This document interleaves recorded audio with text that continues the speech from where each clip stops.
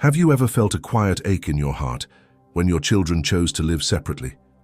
Not loudly, not dramatically, just a soft, lingering question. Why don't they want to live with me? For many people in their later years, this question carries a hidden fear, a fear of becoming unwanted, a fear of becoming less important. You may not say it out loud, but you feel it. And sometimes in the silence of the night, it grows heavier. But here's the good news. That feeling is not the truth. You see, when adult children choose to live separately, it is rarely about rejection.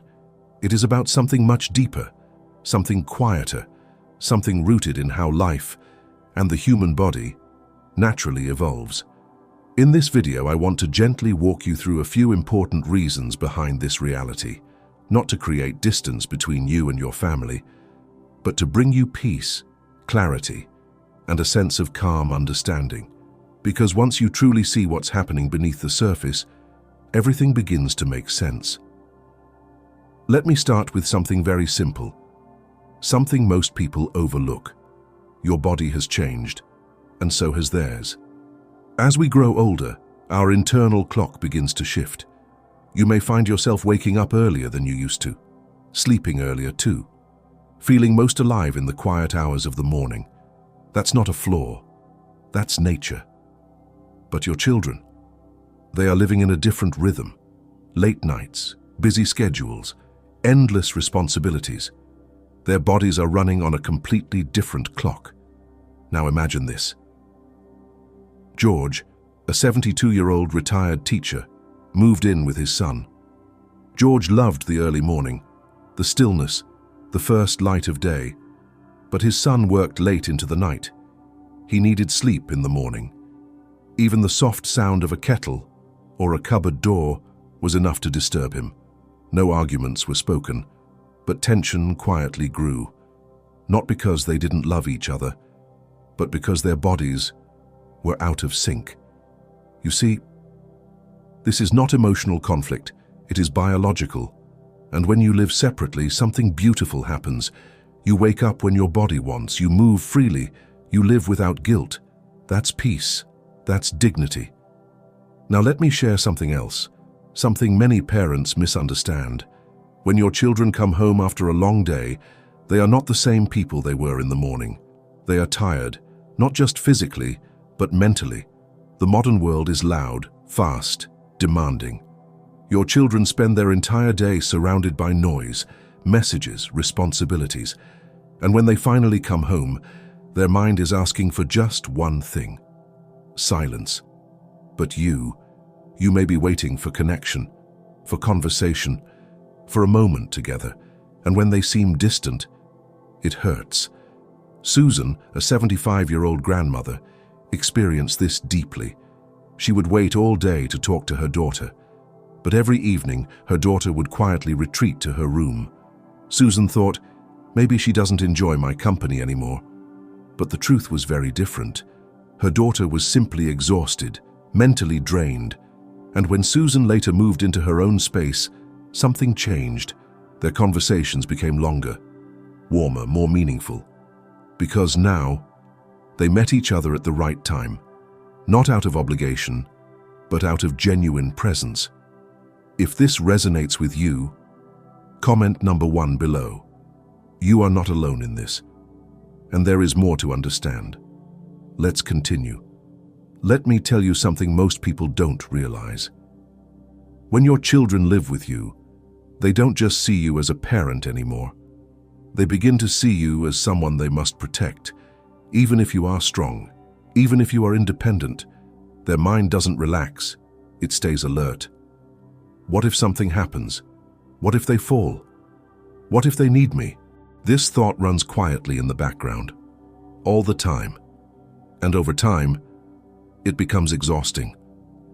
Daniel, an 80-year-old man, moved in with his son after his wife passed away. Daniel was healthy, active, capable, but his son couldn't rest. Every small sound made him anxious. Every silence made him wonder. Daniel began to feel watched. His son began to feel overwhelmed, not because of weakness, but because of love. You see, love can sometimes create pressure, and living separately removes that pressure. Your children can breathe, they can relax, and when they visit you, they come with joy, not worry. That's a different kind of relationship, a lighter one, a healthier one. Now let's talk about something more physical, but just as important, your home. Over the years, you have built your own sense of comfort, your own environment. You may like warmth, familiar objects, memories around you. Your children, they may prefer something very different, cooler rooms, less clutter, simpler spaces. Neither is right, neither is wrong, but together, they can clash. Margaret, a 78-year-old woman, moved into her grandson's home. She felt cold all the time.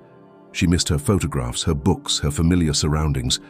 Her grandson, on the other hand, felt overwhelmed by too many things. Both were uncomfortable, both were unhappy, and yet, no one said it out loud. When Margaret moved back into her own apartment, everything changed. She adjusted the temperature, placed her memories around her, and slowly, she felt like herself again. That's not selfish. That's self-respect. If this part speaks to you, comment number 2 below. Because what we're really talking about here is not just space, it's identity. And there is one more layer, perhaps the most delicate of all. Let's move forward. Chapter 3: Boundaries, Freedom, and a New Kind of Love. Here's what most people don't realize. Even after decades of raising your children, a part of you will always want to guide them, to help them, to advise them. That instinct doesn't disappear, it stays. But your children, they are trying to build their own lives now, their own decisions, their own identity, and sometimes your advice, even when given with love, can feel like pressure to them. William, a 74-year-old father, often gave suggestions to his daughter about money, about parenting, about daily choices. He meant well. But his daughter felt judged, not supported, and slowly, distance grew between them. When William moved into his own home, something interesting happened.